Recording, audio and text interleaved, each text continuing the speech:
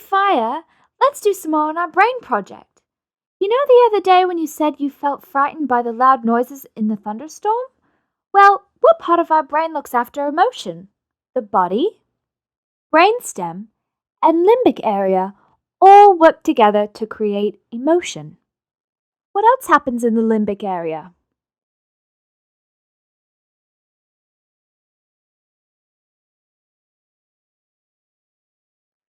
It organizes the things that we experience in categories as good or bad, important or not important, and that causes us to act in certain ways. What else happens in the limbic area? The hippocampus and the amygdala are in the limbic area too. They are involved in things like remembering and connecting information. Let's call the hippocampus the memory saver. What will we call the amygdala? I know that the amygdala's job is to quickly process emotions, especially anger and fear. The amygdala is always on the lookout for times that we may be threatened. We could call it the brain's protector.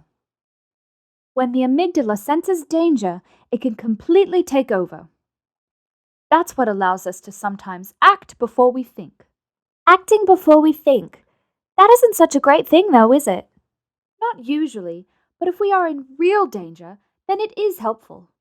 Imagine if you were being swooped by a bird, you would want to duck for cover quickly. It wouldn't really help to stand there and think, I can see a bird swooping at me. I wonder why that bird is swooping.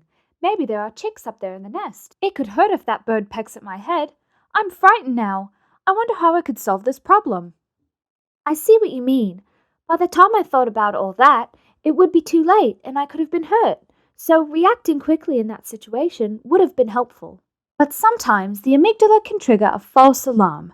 It can't tell if threats are really serious or not. Like the thought of a maths test? Yes, it might make you nervous, but it's not actually life-threatening.